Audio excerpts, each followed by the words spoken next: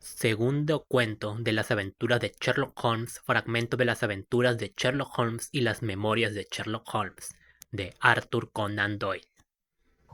La Liga de los Pelirrojos. Un día de otoño del año pasado me acerqué a visitar a mi amigo, el señor Sherlock Holmes, y lo encontré enfrascado en una conversación con un caballero de edad madura, muy corpulento, de rostro encarnado y cabellos rojos como el fuego. Pidiendo disculpas por mi intromisión, me disponía a retirarme cuando Holmes me hizo entrar bruscamente de un tirón y cerró la puerta a mis espaldas. «No podría haber llegado en mejor momento, querido Watson», dijo cordialmente. «Temí que estuviera usted ocupado». «Lo estoy, y mucho». «Entonces puedo esperar en la habitación de al lado». «Nada de eso. Señor Wilson, este caballero ha sido mi compañero y colaborador en muchos de mis casos más afortunados, y no me cabe duda de que también me será de la mayor ayuda en el suyo».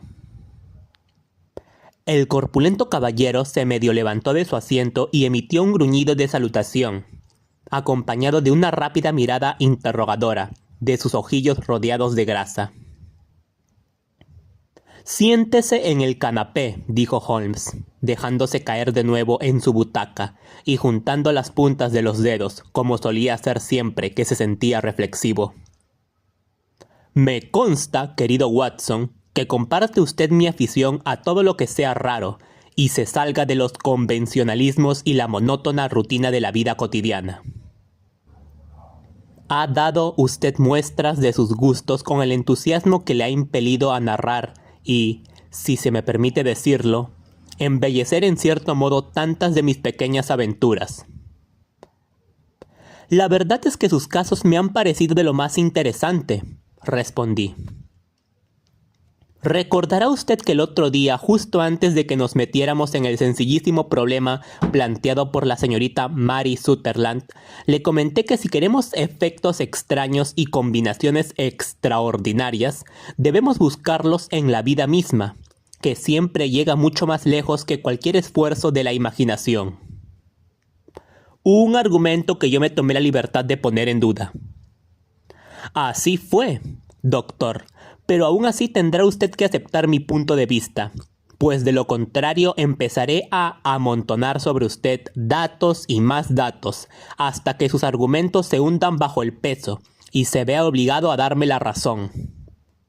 Pues bien, el señor Jabez Wilson aquí presente ha tenido la amabilidad de venir a visitarme esta mañana, y ha empezado a contarme una historia que promete ser una de las más curiosas que he escuchado en mucho tiempo.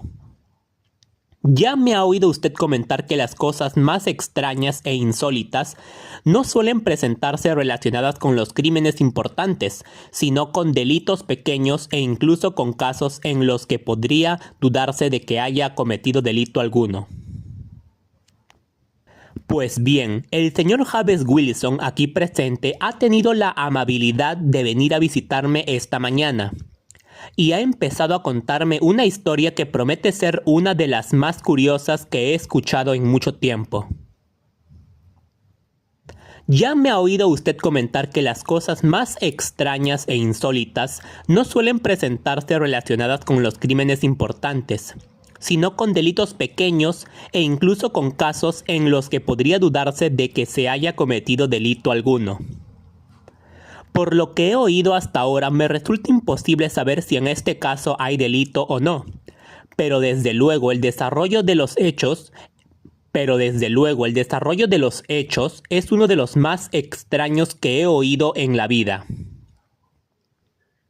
Quizá, señor Wilson, tenga usted la bondad de empezar de nuevo su relato.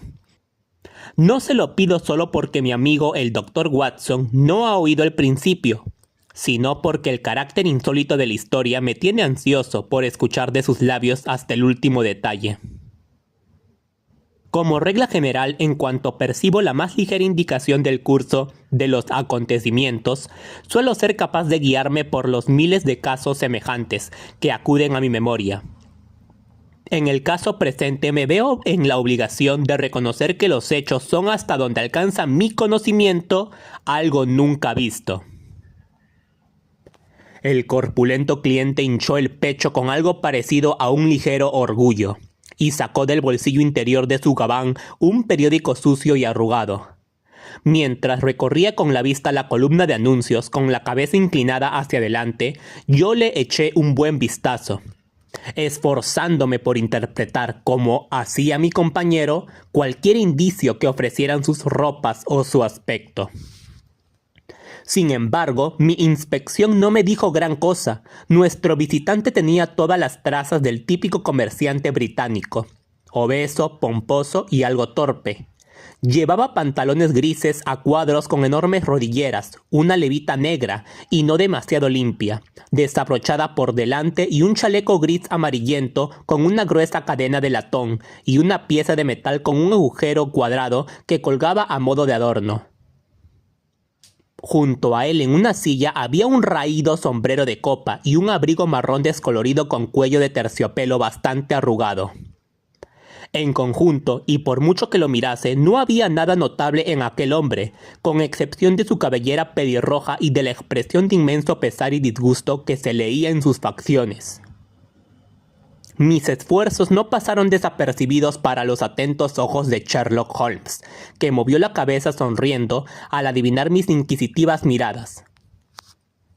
Aparte de los hechos evidentes de que en alguna época ha realizado trabajos manuales, que toma rapé, que es masón, que ha estado en China y que últimamente ha escrito muchísimo, soy incapaz de deducir nada más, dijo. El señor James Wilson dio un salto en su silla, manteniendo el dedo índice sobre el periódico, pero con los ojos clavados en mi compañero. «En nombre de todo lo santo, ¿cómo sabe usted todo eso, señor Holmes?», preguntó. «¿Cómo ha sabido, por ejemplo, que he trabajado con las manos? Es tan cierto como el evangelio que empecé siendo carpintero de barcos». «Sus manos, señor mío. Su mano derecha es bastante más grande que la izquierda.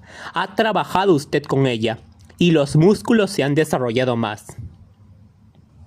«Está bien, pero ¿y lo del rapé? ¿Y la masonería?». «No pienso ofender su inteligencia explicándole cómo he sabido eso, especialmente teniendo en cuenta que, contraviniendo las estrictas normas de su orden, lleva usted un alfiler de corbata con un arco y un compás». «Ah, claro, lo había olvidado». «¿Y lo de escribir?». ¿Qué otra cosa podría significar el que el puño de su manga derecha se vea tan lustroso en una anchura de 5 pulgadas, mientras que el de la izquierda está rozado cerca del codo, por donde se apoya la mesa? Bien, ¿y lo de China?». «El pez que lleva usted tatuado justo encima de la muñeca derecha solo se ha podido hacer en China.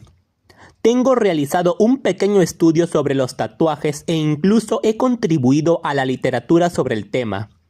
Ese truco de teñir las escamas con una delicada tonalidad rosa es completamente exclusivo de los chinos. Y si, además, veo una moneda china colgando de la cadena de su reloj, la cuestión resulta todavía más sencilla».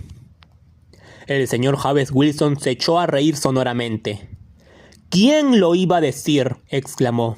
«Al principio me pareció que había hecho usted algo muy inteligente, pero ahora me doy cuenta de que, después de todo, no tiene ningún mérito».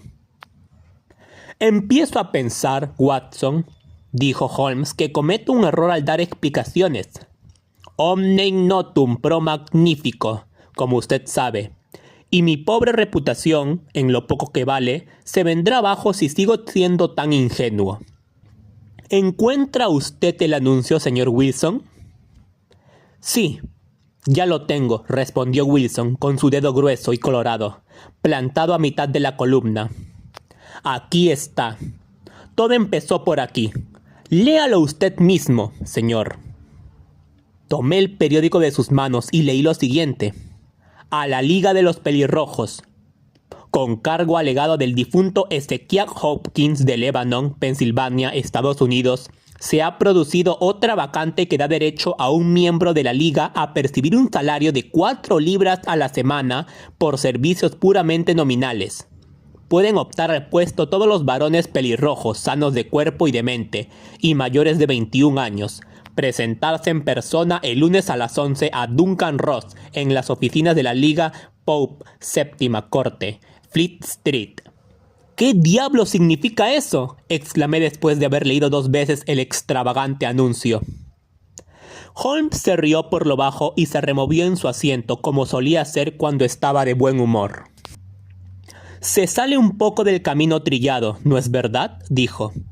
«Y ahora, señor Wilson, empiece por el principio y cuéntenoslo todo acerca de usted, su familia y el efecto que este anuncio tuvo sobre su vida.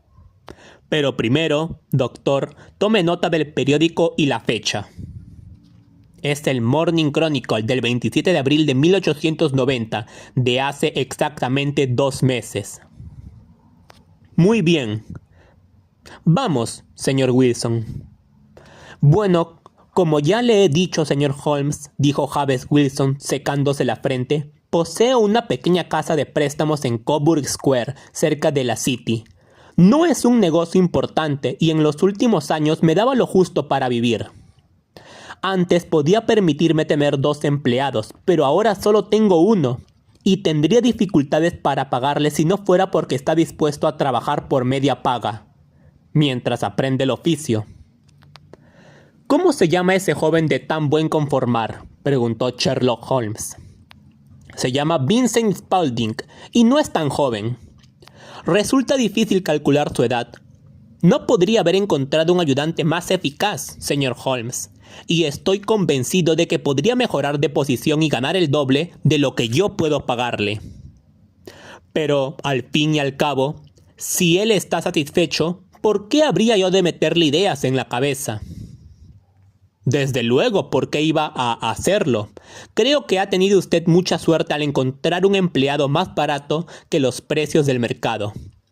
No todos los patrones pueden decir lo mismo en estos tiempos. No sé qué es más extraordinario, si su ayudante o su anuncio».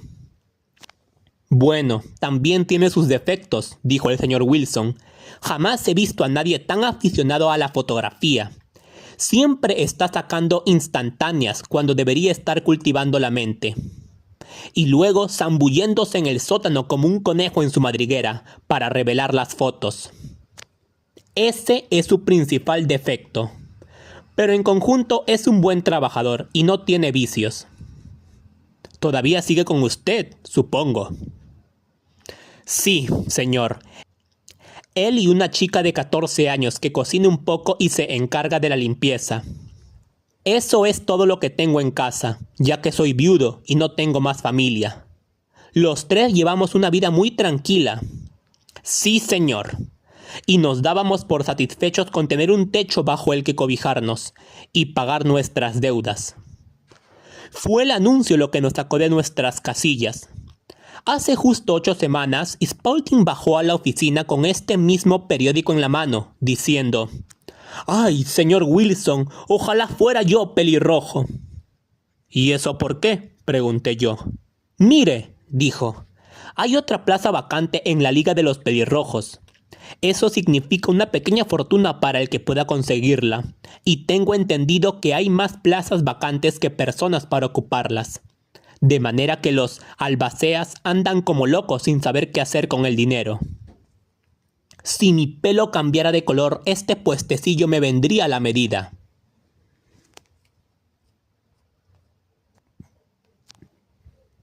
«¿Pero de qué se trata?», pregunté.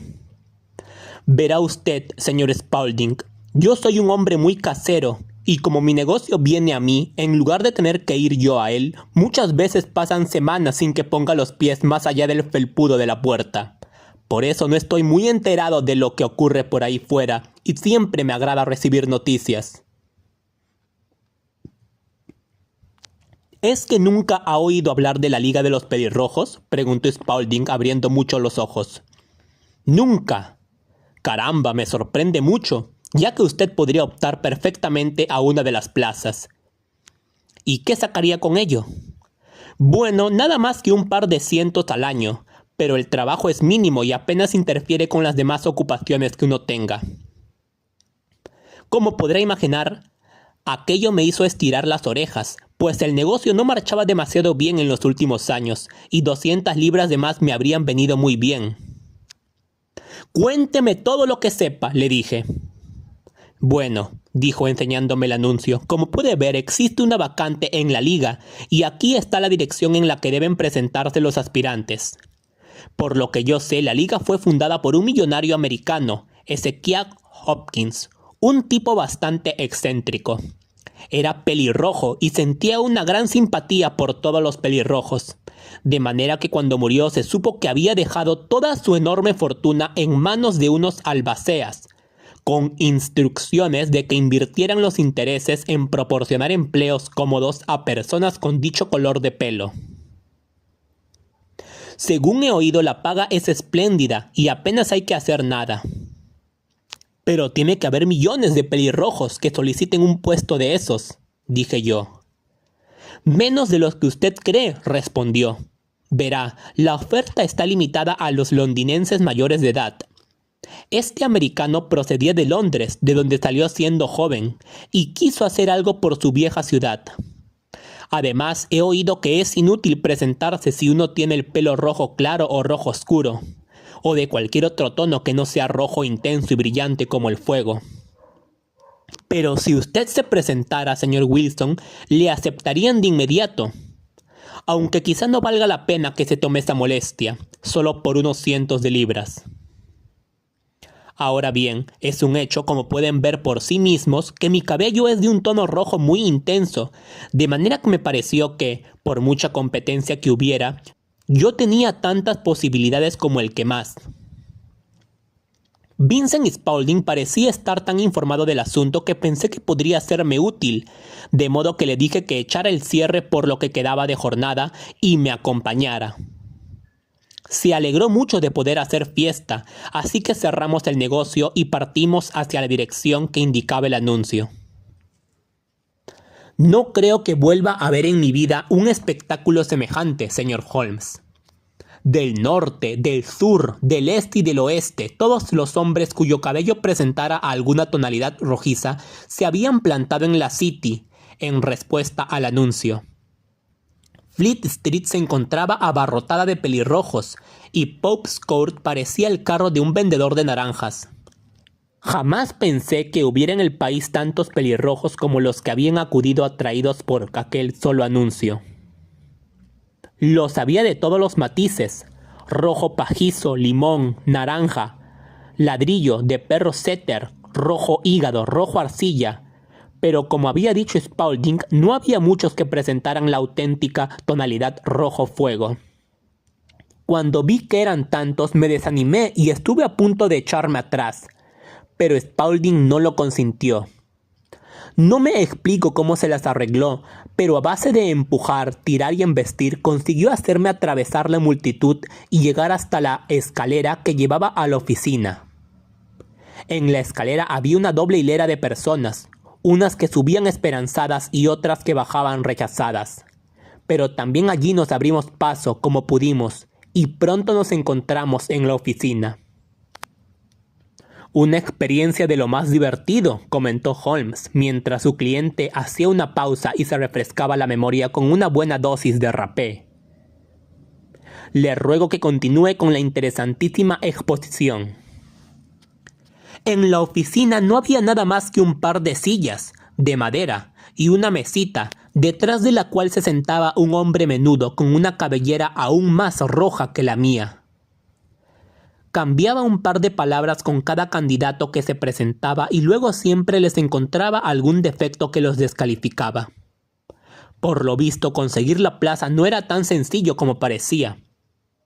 Sin embargo, cuando nos llegó el turno, el hombrecillo se mostró más inclinado por mí que por ningún otro, y cerró la puerta en cuanto entramos, para poder hablar con nosotros en privado.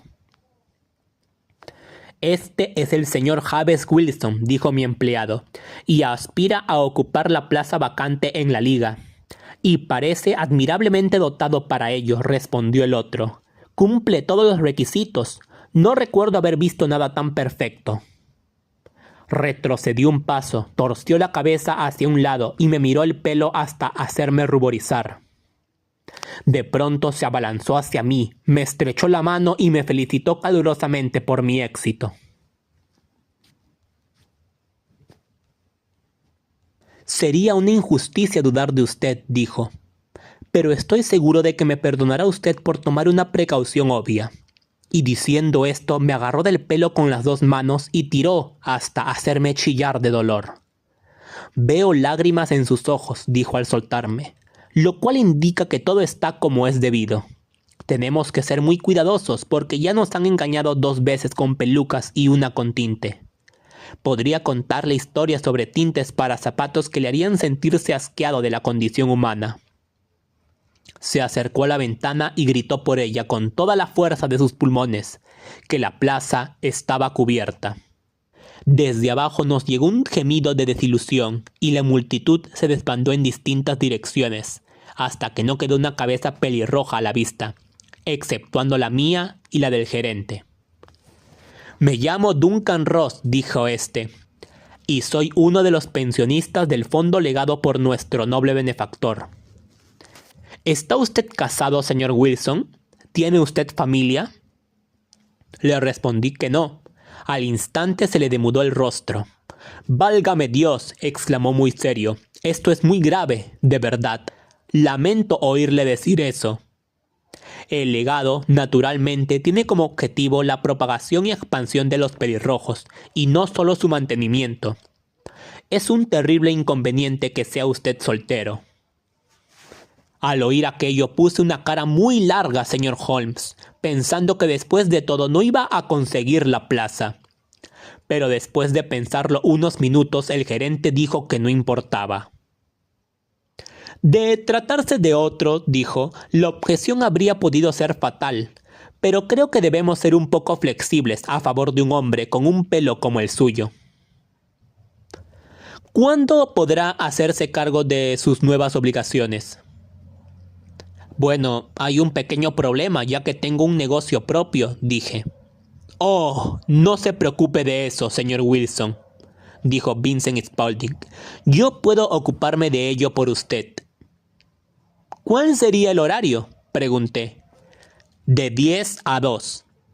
Ahora bien, el negocio del prestamista se hace principalmente por las noches, señor Holmes, sobre todo las noches del jueves y el viernes, justo antes del día de paga, de manera que me vendría muy bien ganar algún dinerillo por las mañanas. Además, me constaba que mi empleado era un buen hombre y que se encargaría de lo que pudiera presentarse. Me viene muy bien, dije. ¿Y la paga? 4 libras a la semana. ¿Y el trabajo? Es puramente nominal. ¿Qué entiende usted por puramente nominal? Bueno, tiene usted que estar en la oficina, o al menos en el edificio, todo el tiempo. Si se ausenta, pierde para siempre el puesto. El testamento es muy claro en este aspecto. Si se ausenta de la oficina durante esas horas, falta usted al compromiso. No son más que 4 horas al día, y no pienso ausentarme, dije. No se acepta ninguna excusa, insistió el señor Duncan Ross. Ni enfermedad, ni negocios, ni nada de nada. Tiene usted que estar aquí o pierde el empleo. ¿Y el trabajo? Consiste en copiar la Enciclopedia Británica. En ese estante tiene el primer volumen. Tendrá usted que poner la tinta, las plumas y el papel secante.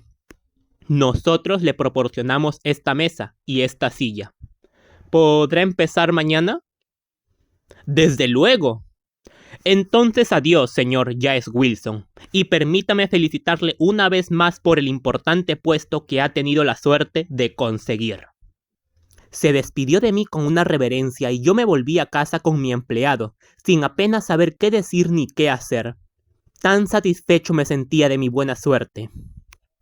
Me pasé todo el día pensando en el asunto y por la noche volví a sentirme deprimido, pues había logrado convencerme de que todo aquello tenía que ser una gigantesca estafa o un fraude, aunque no podía imaginar qué se proponían con ello. Parecía absolutamente increíble que alguien dejara un testamento semejante y que se pagara semejante suma por hacer algo tan sencillo como copiar la Enciclopedia Británica. Vincent Spaulding hizo todo lo que pudo por animarme, pero a la hora de acostarme yo ya había decidido desentenderme del asunto. Sin embargo, a la mañana siguiente pensé que valía la pena probar, así que compré un tintero de un penique, me hice con una pluma y 7 pliegos de papel y me encaminé a Pope's Court. Para mi sorpresa y satisfacción todo salió a pedir de boca. Encontré la mesa ya preparada para mí, y al señor Duncan Ross esperando a ver si me presentaba puntualmente al trabajo. Me dijo que empezara por la letra A, y me dejó solo, pero se dejaba caer de vez en cuando para comprobar que todo iba bien. A las 2 me deseó buenas tardes y me felicitó por lo mucho que había escrito, y cerró la puerta de la oficina cuando yo salí. Todo siguió un día tras otro. Todo siguió igual un día tras otro, señor Holmes, y el sábado se presentó el gerente y me abonó 4 soberanos por el trabajo de la semana. Lo mismo ocurrió a la semana siguiente, y a la otra. Yo llegaba cada mañana a las 10 y me marchaba a las 2 de la tarde. Poco a poco el señor Duncan Ross se limitó a aparecer una vez cada mañana, y con el tiempo dejó de presentarse. Aún así, como es natural, yo no me atrevía a ausentarme de la habitación ni un instante, pues no estaba seguro de cuándo podría aparecer. Y el empleo era tan bueno y me venía tan bien que no quería arriesgarme a perderlo. De este modo transcurrieron 8 semanas, durante las cuales escribí sobre abades, armaduras, arquerías, arquitectura y ática. Esperaba muy pronto llegar a la vez y me aplicaba. Tuve que gastar algo en papel y ya tenía un estante casi lleno de hojas escritas.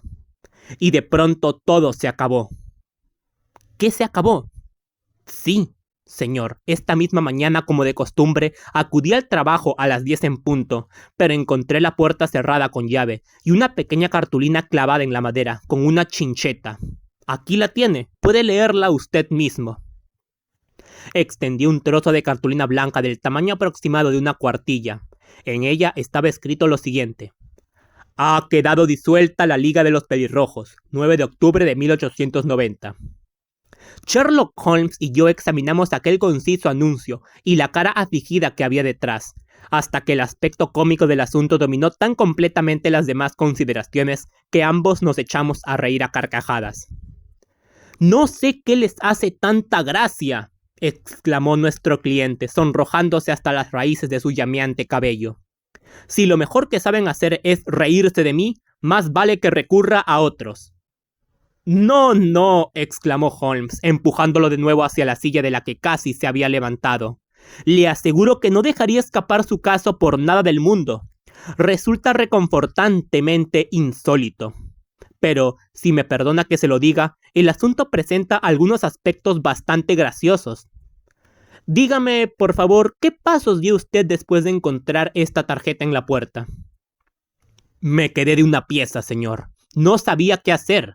Entonces entré en las oficinas de al lado, pero en ninguna de ellas parecía saber nada del asunto. Por último me dirigí al administrador, un contable que vive en la planta baja, y le pregunté si sabía qué había pasado con la Liga de los Pelirrojos. Me respondió que jamás había oído hablar de semejante sociedad. Entonces le pregunté por el señor Duncan Ross. Me dijo que era la primera vez que oía ese nombre. «Bueno», dije yo, «me refiero al caballero del número 4. «¿Cómo? ¿El pelirrojo?» «Sí». «Oh», dijo, «se llama William Morris. Es abogado y estaba utilizando el local como despacho provisional, mientras acondicionaba sus nuevas oficinas. Se marchó ayer». «¿Dónde puedo encontrarlo?» «Pues en sus nuevas oficinas». Me dio la dirección. «Sí, eso es. King Edward Street, número 17, cerca de San Pablo». Salí disparado, señor Holmes, pero cuando llegué a esa dirección me encontré con que se trataba de una fábrica de rodilleras artificiales, y que allí nadie había oído hablar del señor William Morris, ni del señor Duncan Ross. «¿Y qué hizo entonces?», preguntó Holmes. «Volví a mi casa en Saxe-Coburg Square y pedí un consejo a mi empleado. Pero no pudo darme ninguna solución, aparte de decirme que, si esperaba, acabaría por recibir noticias por carta. Pero aquello no me bastaba, señor Holmes. No estaba dispuesto a perder un puesto tan bueno sin luchar. y como había oído que usted tenía la amabilidad de aconsejar a la pobre gente necesitada, me vine directamente a verle. E hizo usted muy bien, dijo Holmes. Su caso es de lo más notable y me encantará echarle un vistazo. Por lo que me ha contado, me parece muy posible que estén en juego cosas más graves que lo que aparece a simple vista. Ya lo creo que son graves, dijo el señor Wilson. Como que me he quedado sin 4 libras a la semana. Por lo que a usted respecta, le hizo notar Holmes, no veo que tenga motivos para quejarse de esta extraordinaria liga. Por el contrario, tal como yo lo veo, ha salido usted ganando unas 30 libras. Y eso sin mencionar los detallados conocimientos que ha adquirido sobre todos los temas que empiezan por la letra A. Usted no ha perdido nada. No, señor.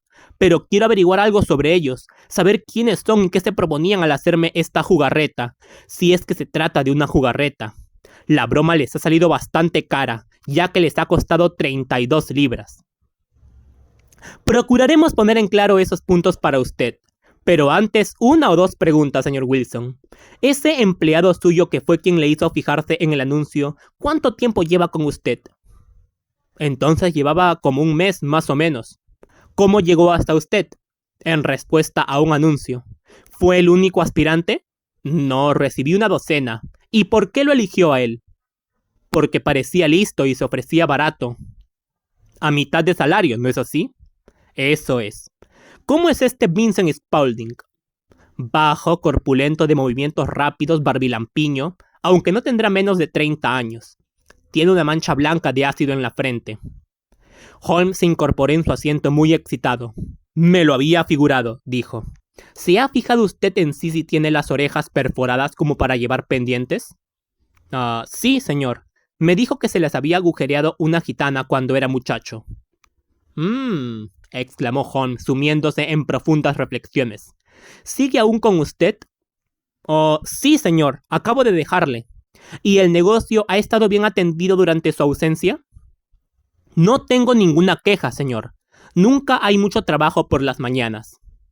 Con eso bastará, señor Wilson. Tendré el gusto de darle una opinión sobre el asunto dentro de 1 o 2 días. Hoy es sábado. Espero que para el lunes hayamos llegado a una conclusión. Bien, Watson, dijo Holmes en cuanto nuestro visitante se hubo marchado. ¿Qué saca usted de todo esto? No saco nada, respondí con franqueza. Es un asunto de lo más misterioso. Como regla general, dijo Holmes, cuanto más extravagante es una cosa, menos misteriosa suele resultar. Son los delitos corrientes, sin ningún rasgo notable, los que resultan verdaderamente desconcertantes, del mismo modo que un rostro vulgar puede resultar más difícil de identificar. Tengo que ponerme inmediatamente en acción. ¿Y qué va usted a hacer?, pregunté. Fumar, respondió. Es un problema de 3 pipas, así que le ruego que no me dirija la palabra durante 50 minutos. Se acurrucó en su sillón con sus flacas rodillas, alzadas hasta la nariz de halcón. Y allí se quedó, con los ojos cerrados y la pipa de arcilla negra sobresaliendo, como el pico de algún pájaro raro. Yo había llegado ya a la conclusión de que se había quedado dormido, y de hecho yo mismo empezaba a dar cabezadas, cuando de pronto saltó de su asiento con el gesto de quien acaba de tomar una resolución y dejó la pipa sobre la repisa de la chimenea. Esta noche toca Sarasate en el St. James Hall, comentó. ¿Qué le parece, Watson? ¿Podrán sus pacientes prescindir de usted durante unas pocas horas? No tengo nada que hacer hoy. Mi trabajo nunca es muy absorbente. Entonces póngase el sombrero y venga. Antes tengo que pasar por la City y podemos comer algo por el camino. He visto que hay en el programa mucha música alemana, que resulta más de mi gusto que la italiana o la francesa. Es introspectiva y yo quiero reflexionar. ¡En marcha!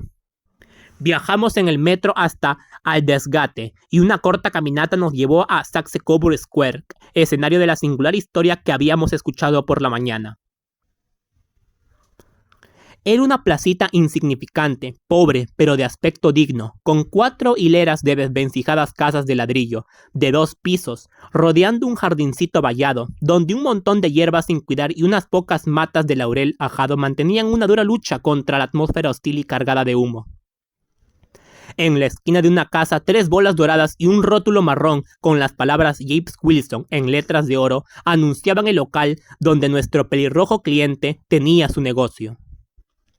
Sherlock Holmes se detuvo ante la casa con la cabeza ladeada y la examinó atentamente. Con los ojos brillándole, bajó los párpados fruncidos. A continuación caminó despacio calle arriba y calle abajo, sin dejar de examinar las casas. Por último, regresó frente a la tienda del prestamista y, después de dar 2 o 3 fuertes golpes en el suelo con el bastón, se acercó a la puerta y llamó. Abrió al instante un joven con cara de listo y bien afeitado, que le invitó a entrar. Gracias, dijo Holmes. Solo quería preguntar por dónde se va de aquí al Strand. La tercera a la derecha y la cuarta a la izquierda, respondió sin vacilar el empleado, cerrando a continuación la puerta. Un tipo listo, comentó Holmes mientras nos alejábamos. En mi opinión es el 4.º hombre más inteligente de Londres, y en cuanto a audacia, creo que podría aspirar al 3.er puesto. Ya he tenido noticias suyas anteriormente. Es evidente, dije yo, que el empleado del señor Wilson desempeña un importante papel en este misterio de la Liga de los Pelirrojos. Estoy seguro de que usted le ha preguntado el camino solo para poder echarle un vistazo. No a él. Entonces, ¿a qué? A las rodilleras de sus pantalones. ¿Y qué es lo que vio? Lo que esperaba ver. ¿Para qué golpeó el pavimento? Mi querido doctor, lo que hay que hacer ahora es observar, no hablar. Somos espías en territorio enemigo. Ya sabemos algo de Saxe-Coburg Square. Exploremos ahora las calles que hay detrás. La calle en la que nos metimos al dar la vuelta a la esquina de la recóndita Saxe-Coburg Square presentaba con esta tanto contraste como el derecho de un cuadro con el revés. Se trataba de una de las principales arterias por donde discurre el tráfico de la City hacia el norte y hacia el oeste. La calzada estaba bloqueada por el inmenso río de tráfico comercial que fluía en ambas direcciones, y las aceras no daban abasto al presuroso enjambre de peatones. Al contemplar la hilera de tiendas elegantes y oficinas lujosas, nadie habría pensado que su parte trasera estuviera pegada a la de la solitaria y descolorida plaza que acabábamos de abandonar. Veamos, dijo Holmes, parándose en la esquina y mirando la hilera de edificios. Me gustaría recordar el orden de las casas. Una de mis aficiones es conocer Londres al detalle. Aquí está Mortimer, la tienda de tabacos, la tiendecita de periódicos, la sucursal de Coburg del City and Suburban Bank, el restaurante vegetariano y las cucharas McFarland. Con esto llegamos a la siguiente manzana. Y ahora, doctor, nuestro trabajo está hecho. Y ya es hora que tengamos algo de diversión. Un bocadillo, una taza de café y derechos a la tierra del violín, donde todo es dulzura, delicadeza y armonía, y donde no hay clientes pelirrojos que nos fastidien con sus rompecabezas. Mi amigo era un entusiasta de la música, no solo un intérprete muy dotado, sino también un compositor de méritos fuera de lo común. Se pasó toda la velada sentado en su butaca, sumido en la más absoluta felicidad, marcando suavemente el ritmo de la música con sus largos y afilados dedos, con una sonrisa apacible y unos ojos lánguidos y soñadores que se parecían muy poco a los ojos de Holmes el sabueso. Holmes el implacable, Holmes el astuto e infalible azote de criminales. La curiosa dualidad de la naturaleza de su carácter se manifestaba alternativamente y muchas veces he pensado que su exagerada exactitud y su gran astucia representaban una reacción contra el humor poético y contemplativo que de vez en cuando predominaba en él. Estas oscilaciones de su carácter lo llevaban de la languidez extrema a la energía devoradora, y como yo bien sabía, jamás se mostraba tan formidable como después de pasar días enteros repantigado en su sillón, sumido en sus improvisaciones y en sus libros antiguos. Esto le venía de golpe, el instinto cazador, y sus brillantes dotes de razonador se elevaban hasta el nivel de la intuición, hasta que aquellos que no estaban familiarizados con sus métodos se le quedaban mirando asombrados, como se mira a un hombre que posee un conocimiento superior al de los demás mortales. Cuando le vi aquella carta tan absorto en la música del St. James Hall, sentí que nada bueno les esperaba a los que se había propuesto cazar. Sin duda querrá usted ir a su casa, doctor, dijo en cuanto salimos. Sí, ya va siendo hora. Y yo tengo que hacer algo que me lleve unas horas. Sin duda querrá usted ir a su casa, doctor, dijo en cuanto salimos. Sí, ya va siendo hora. Y yo tengo que hacer algo que me llevará unas horas. Este asunto de Cobur Square es grave. ¿Por qué es grave? Se está preparando un delito importante. Tengo toda clase de razones para creer que llegaremos a tiempo de impedirlo. Pero el hecho de que hoy sea sábado complica las cosas. Necesitaré su ayuda esta noche. ¿A qué hora? A las 10 estará bien. Estaré en Baker Street a las 10. Muy bien. Y oiga, doctor, puede que haya algo de peligro, así que haga el favor de echarse al bolsillo su revólver del ejército. Se despidió con un gesto de la mano, dio media vuelta y en un instante desapareció entre la multitud. No creo ser más torpe que cualquier hijo de vecino. Y sin embargo, siempre que trataba con Sherlock Holmes, me sentía como agobiado por mi propia estupidez. En este caso, había oído lo mismo que él. Había visto lo mismo que él. Y sin embargo, a juzgar por sus palabras, era evidente que él veía con claridad no solo lo que había sucedido, sino incluso lo que iba a suceder. Mientras que para mí todo el asunto seguía igual de confuso y grotesco. Mientras me dirigía a mi casa en Kensington, estuve pensando en todo ello, desde la extraordinaria historia del pelirrojo copiador de enciclopedias hasta la visita a Saxe Cobur Square y a las ominosas palabras con que Holmes se había despedido de mí. ¿Qué era aquella expedición nocturna y por qué tenía que ir armado?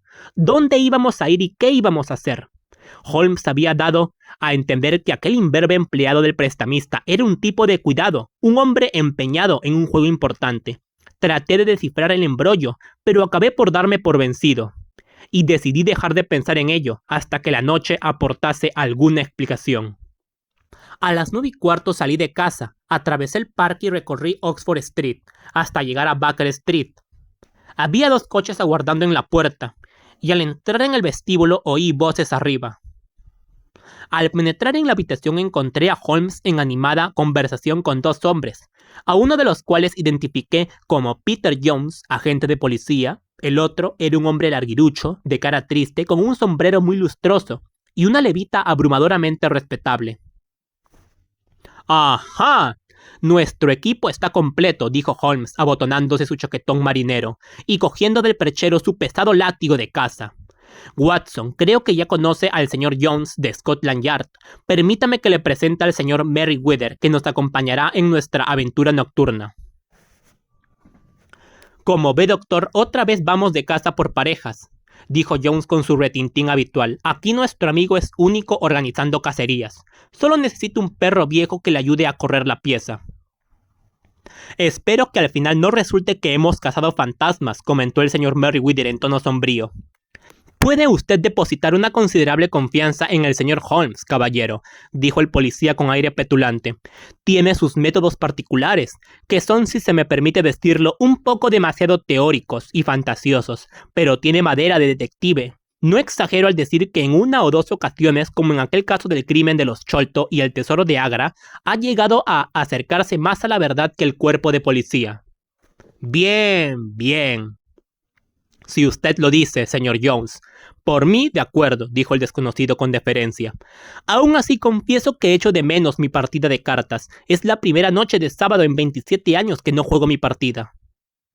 Creo que pronto comprobará, dijo Sherlock Holmes, que esta noche se juega usted mucho más de lo que se ha jugado en su vida, y que la partida será mucho más apasionante.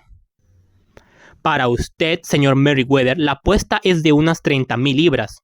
Y para usted, Jones, el hombre al que tanto desea echar el guante. John Clay, asesino, ladrón, estafador y falsificador.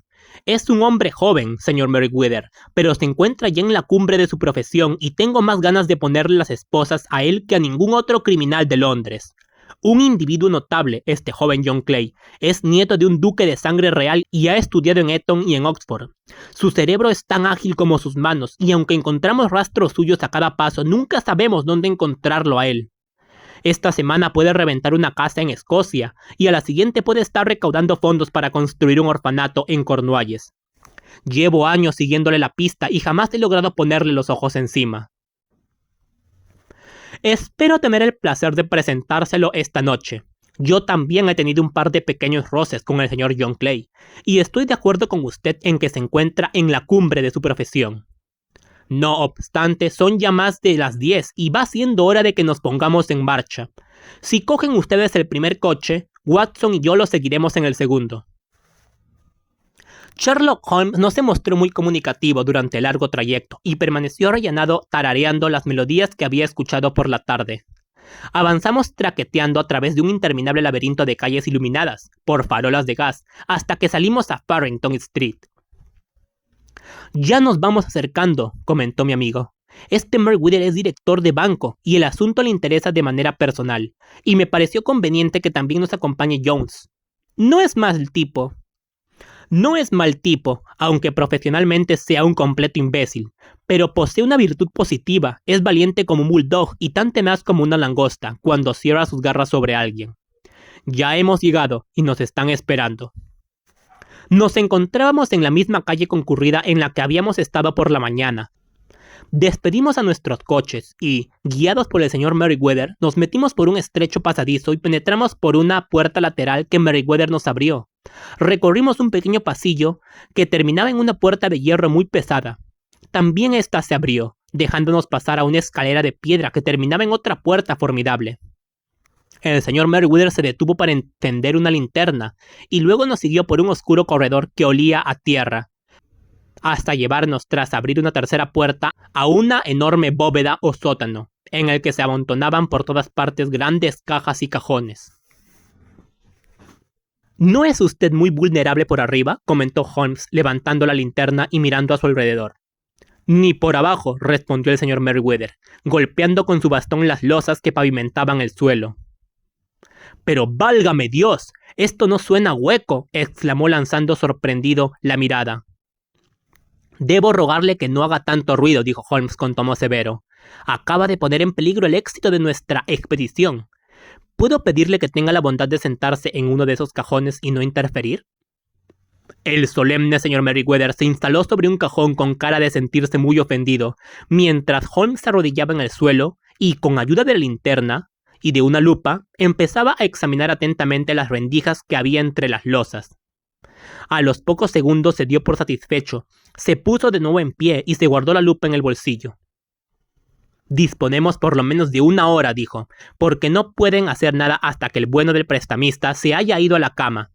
Entonces no perderán ni un minuto, pues cuanto antes hagan su trabajo, más tiempo tendrán para escapar. Como sin duda habrá adivinado, doctor, nos encontramos en el sótano de la sucursal en la City de uno de los principales bancos de Londres. El señor Merriweather es el presidente del consejo de dirección y le explicará qué razones existen para que los delincuentes más atrevidos de Londres se interesen tanto en su sótano estos días. Es nuestro oro francés, susurró el director. Ya hemos tenido varios avisos de que pueden intentar robarlo. ¿Su oro francés? Sí. Hace unos meses creímos conveniente reforzar nuestras reservas, y por este motivo solicitamos al Banco de Francia un préstamo de 30.000 napoleones de oro. Se ha filtrado la noticia de que no hemos tenido tiempo de desambalar el dinero, y que éste se encuentra aún en nuestro sótano. El cajón sobre el que estoy sentado contiene 2.000 napoleones, empaquetados en hojas de plomo. En estos momentos nuestras reservas de oro son mucho mayores que lo que se suele guardar en una sola sucursal, y los directores se sienten intranquilos al respecto. Y no les falta razón para ello, comentó Holmes, y ahora es el momento de poner en orden nuestros planes. Calculo que el movimiento empezará dentro de 1 hora. Mientras tanto, señor Merriweather, conviene que tapemos la luz de esa linterna. ¿Y quedarnos a oscuras? Me temo que sí. Traía en el bolsillo una baraja y había pensado que, puesto que somos 4, podría jugar su partida después de todo. Pero por lo que he visto, los preparativos del enemigo están tan avanzados que no podemos arriesgarnos a tener una luz encendida. Antes que nada tenemos que tomar posiciones. Esta gente es muy osada, y aunque los cojamos por sorpresa, podrían hacernos daño si no andamos con cuidado. Yo me pondré detrás de este cajón, y ustedes escóndanse detrás de aquellos. Cuando yo los ilumine con la linterna, rodéenlos inmediatamente, y si disparan, Watson, no tenga reparos en tumbarlos a tiros. Coloqué el revólver amartillado encima de la caja de madera detrás de la que me había agazapado. Holmes corrió la pantalla de la linterna sorda y nos dejó en la más negra oscuridad, la oscuridad más absoluta que yo jamás había experimentado. Solo el olor del metal caliente nos recordaba que la luz seguía ahí, preparada para brillar en el instante preciso. Para mí, que tenía los nervios de punta a causa de su expectación, había algo de deprimente y ominoso en aquellas súbitas tinieblas y en el aire frío y húmedo de la bóveda. Solo tienen una vía de retirada, susurró Holmes, que consiste en volver a la casa y salir a Sexy Cobur Square. Espero que habrá hecho lo que le pedí, Jones. Tengo un inspector y 2 agentes esperando delante de la puerta. Entonces hemos tapado todos los agujeros. Y ahora a callar y esperar. Qué larga me pareció la espera, comparando notas más tarde. Resultó que solo había durado 1 hora y cuarto, pero a mí me parecía que ya tenía que haber transcurrido casi toda la noche, y que por encima de nosotros debía estar amaneciendo ya. Tenía los miembros doloridos y agarrotados, porque no me atrevía a cambiar de postura, pero mis nervios habían alcanzado el límite máximo de tensión. Y mi oído se había vuelto tan agudo que no solo podía oír la suave respiración de mis compañeros, sino que distinguía el tono grave y pesado de las inspiraciones del corpulento Jones, de las notas suspirantes del director de banco. Desde mi posición podía mirar por encima del cajón el piso de la bóveda. De pronto mis ojos captaron un destello de luz. Al principio no fue más que una chispita brillando sobre el pavimento de piedra. Luego se fue alargando hasta convertirse en una línea amarilla, y entonces, sin previo aviso ni sonido, pareció abrirse una grieta y apareció una mano blanca, casi de mujer, que tanteó a su alrededor en el centro de la pequeña zona de luz. Durante 1 minuto o quizá más, la mano de dedos inquietos siguió sobresaliendo del suelo. Luego se retiró tan de golpe como había aparecido, y todo volvió a oscuras, excepto por el débil resplandor que indicaba una rendija entre las piedras. Sin embargo, la desaparición fue momentánea. Con un fuerte chasquido, una de las grandes losas blancas giró sobre uno de sus lados y dejó un hueco cuadrado del que salía proyectada la luz de una linterna. Por la abertura asomó un rostro juvenil y atractivo, que miró atentamente a su alrededor y luego, con una mano a cada lado del hueco, se fue izando, primero hasta los hombros y luego hasta la cintura, hasta apoyar una rodilla en el borde. Un instante después estaba de pie junto al agujero, ayudando a subir a un compañero pequeño y ágil como él, con cara pálida y una mata de pelo de color rojo intenso. Sherlock Holmes había saltado sobre el intruso, agarrándolo por el cuello de la chaqueta. El otro se zambulló de cabeza en el agujero y pude oír el sonido de la tela rasgada al agarrarlo Jones por los faldones. Brilló a la luz el cañón de un revólver, pero el látigo de Holmes se abatió sobre la muñeca del hombre y el revólver rebotó con ruido metálico sobre el suelo de piedra. Es inútil, John Clay, dijo Holmes suavemente. No tiene usted ninguna posibilidad. Ya veo, respondió el otro con absoluta sangre fría. Confío en que mi colega esté a salvo, aunque veo que se han quedado ustedes con los faldones de su chaqueta. Hay 3 hombres esperándolo en la puerta. Hay 3 hombres esperándolo en la puerta, dijo Holmes. Ah, vaya, parece que no se le escapa ningún detalle. Tengo que felicitarle. Y yo a usted, respondió Holmes. Esa idea de los pelirrojos ha sido de lo más original y astuto. Pronto volverá usted a ver a su amigo, dijo Jones. Es más rápido que yo saltando por agujeros. Extienda las manos para que le ponga las esposas. Le ruego que no me toque con sus sucias manos, dijo el prisionero mientras las esposas se cerraban en torno a sus muñecas. Quizá ignore usted que por mis venas corre sangre real. Y cuando se dirija a mí, tenga la bondad de decirme siempre, señor y por favor. Perfectamente, dijo Jones, mirándolo fijamente y con una risita contenida. ¿Tendría el señor la bondad de subir por la escalera para que podamos tomar un coche en el que llevar a vuestra Alteza a la comisaría? Así está mejor, dijo John Clay serenamente. Nos saludó a los 3 con una inclinación de cabeza y salió tranquilamente custodiado por el policía. La verdad, señor Holmes, dijo el señor Merriweather mientras salíamos del sótano tras ellos, no sé cómo podrá el banco agradecerle y recompensarle por esto.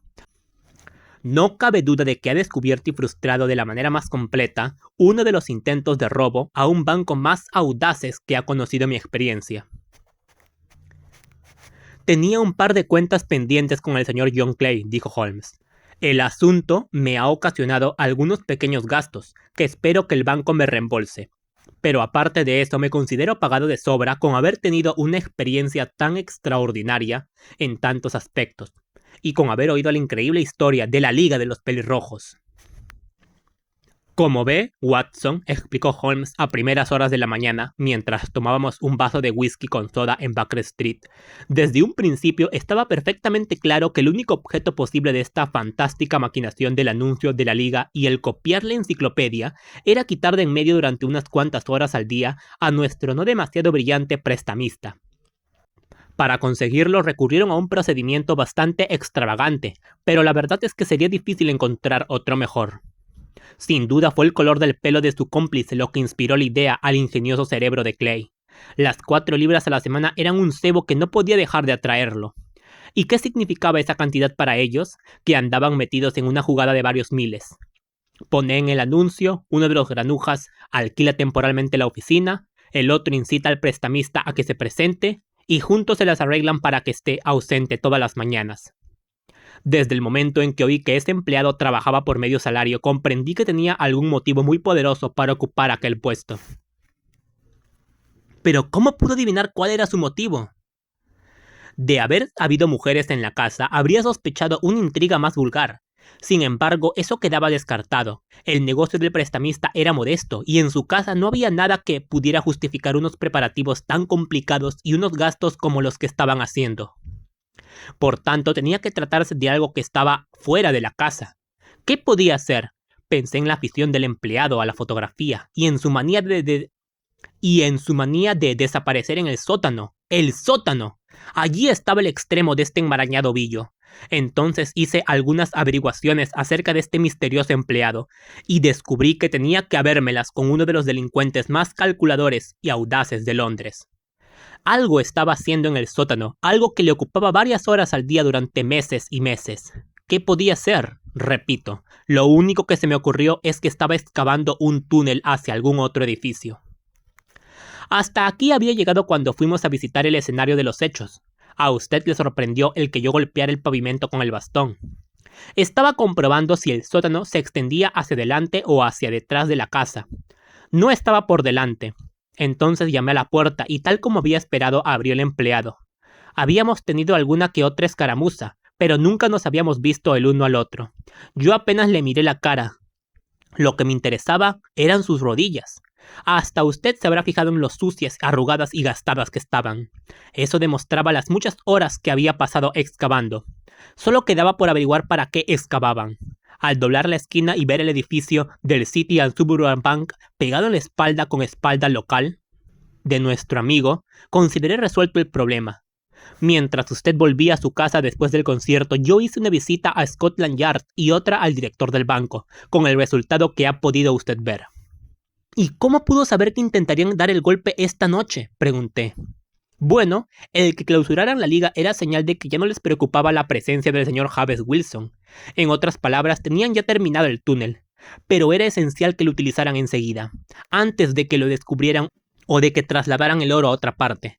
El sábado era el día más adecuado, puesto que les dejaría 2 días para escapar. Por todas estas razones esperaba que viniera esta noche. «Lo ha razonado todo maravillosamente», exclamé sin disimular mi admiración. «Una cadena tan larga, y sin embargo cada uno de sus eslabones suena a verdad». «Me salvó del aburrimiento», respondió bostezando. «Oh. Ay, ya lo siento abatirse de nuevo sobre mí. Mi vida se consume en un prolongado esfuerzo por escapar de las vulgaridades de la existencia. Estos pequeños problemas me ayudan a conseguirlo». «Y además en beneficio de la raza humana», añadí yo. Holmes se encogió de hombros. «Bueno, es posible que a fin de cuentas tenga alguna pequeña utilidad», comentó Holmes. «L'homme est rien l'ouvre et tout», como le escribió Gustave Flaubert a George Sand.